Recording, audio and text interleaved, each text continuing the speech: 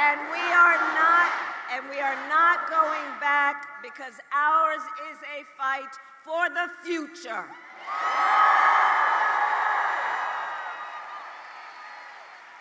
And it is a fight for freedom. Like the fundamental freedom of a woman to make decisions about her own body and not have her government tell her what to do. And we all remember how we got here. Donald Trump hand-selected 3 members of the United States Supreme Court. And with the intention that they would undo the protections of Roe v. Wade, they did as he intended. And now in America, 1 in 3 women lives in a state with a Trump abortion ban, including North Carolina and every state in the South except Virginia. Many with no exceptions, even for rape and incest, which is immoral. And understand, Donald Trump is not done. He would ban abortion nationwide.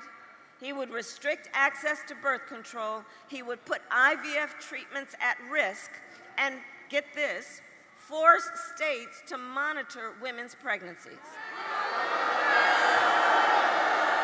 Just Google Project 2025, which still I can't believe they put in writing.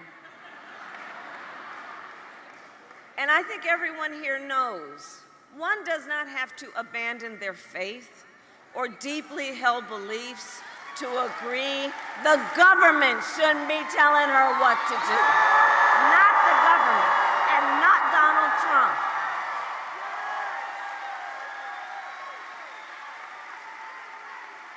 And when Congress passes a bill to restore reproductive freedom nationwide, as President of the United States, I will proudly sign it into law. Proudly. Proudly.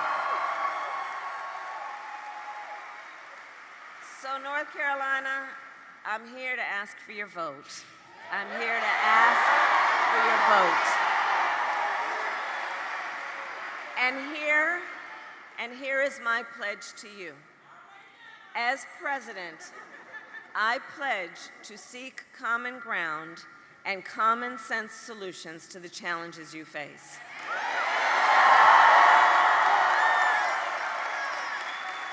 I am not looking to score political points. I am looking to make progress.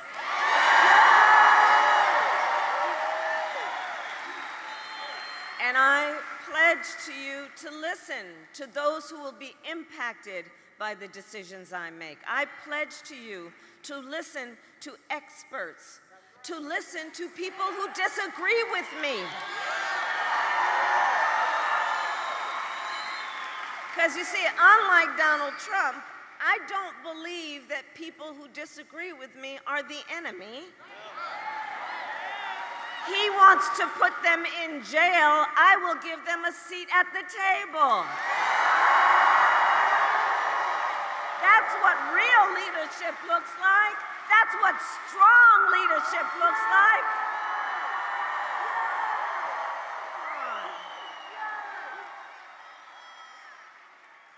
And I pledge to always put country above party and self, and to be a president for all Americans.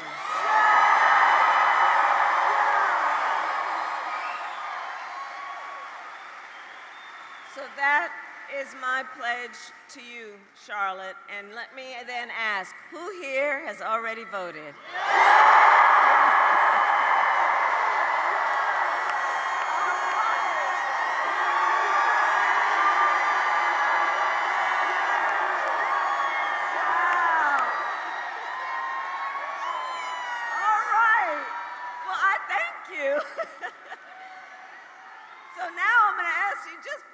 To your friends and your family and your neighbors.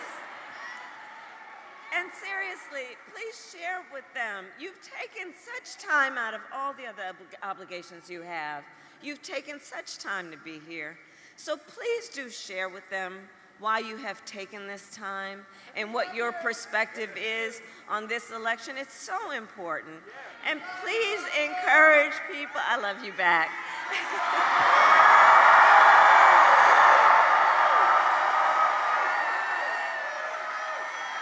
And let's encourage everyone to know the strength of their voice. And for anyone who hasn't voted yet, look, first of all, no judgment, but please do get to it. And please take a moment to think about your plan for voting, about when and where you will vote. Election Day is Tuesday, November 5th. Polls are open here in North Carolina from 6:30 a.m. to 7:30 p.m.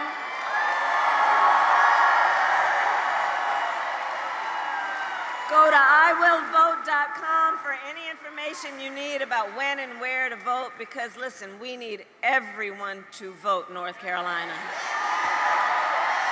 You all will make the difference in this election. You will make the difference. So look, it all comes down to this. We are all here together because we love our country. We love our country. Yes. USA, USA, USA, USA, USA, USA. We love our country. USA. And here's what we know. Here's what we all know. When you love something, you fight for it. You fight for it. And I do believe it is one of the highest forms of patriotism, of our love, the expression of our love for our country, to fight for its ideals and to fight to realize the promise of America.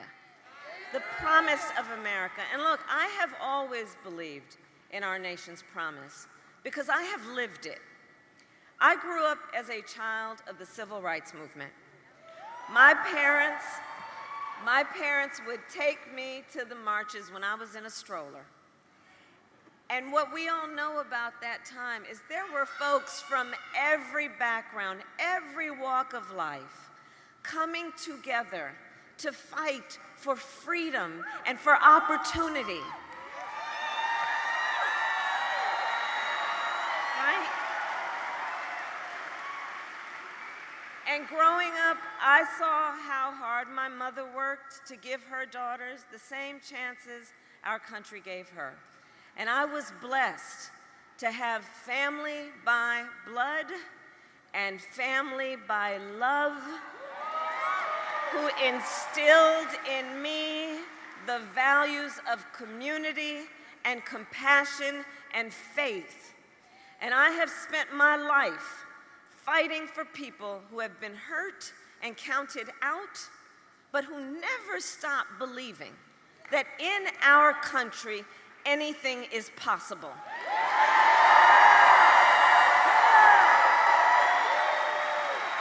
I have lived the promise of America. And today I see the promise of America in everybody who is here, in all of you, in all of us. We are the promise of America. We are the promise of America. In the fathers and the mothers and the grandparents who work every day for our children's future. In the women who refuse to accept a future without reproductive freedom. And the men who support them.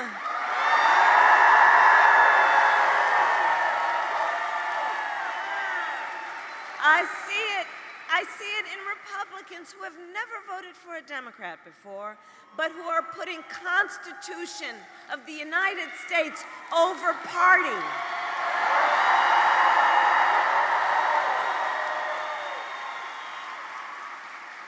I see the promise of America every day in the young leaders who are voting for the first time. Where are you? Where are you? Let me see you. Right? I love you guys. I love Gen Z. I love Gen Z. I love this generation. And because, here's the thing. You all are rightly impatient for change. They are impatient for change.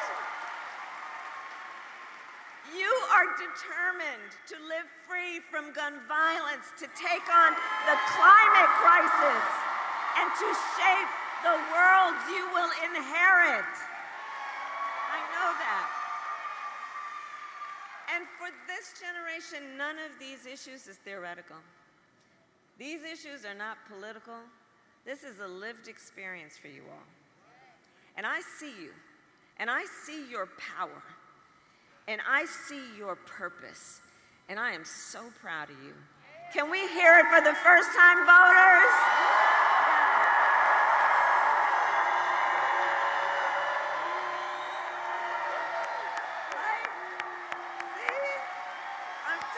The future of our nation is bright. It is bright. We have so much to be optimistic about. So we got 3 days to get this done. And no one can sit on the sidelines. Let's spend the next 3 days so when we look back 3 days from now, we will have no regrets about what we could have done. Let's knock on doors, let's text, let's call, reach out to your family, your friends, your classmates, your neighbors, your coworkers, your play cousins. You know what I'm saying. And please, during the course of these next 3 days, I ask, let us please be intentional about building community. Let us be intentional about building community. There's something about this whole Trump era that really was to try and suggest that the strength of a leader is based on who you beat down, instead of what we know, the real strength of a leader is based on who you lift up.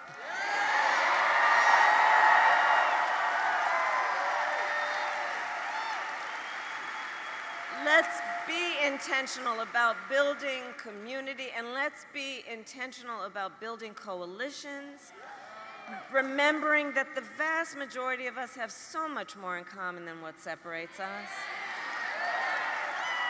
And there is power in that. There is power in that approach, and it will strengthen our country.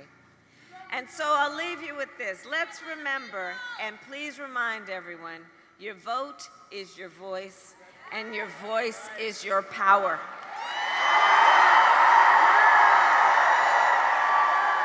And don't let anyone ever take your power from you.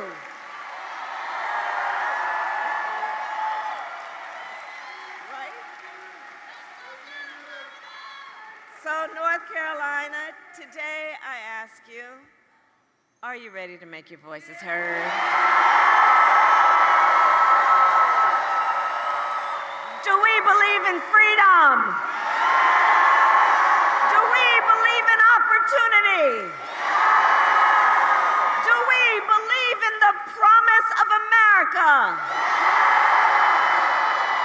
And are we ready to fight for it?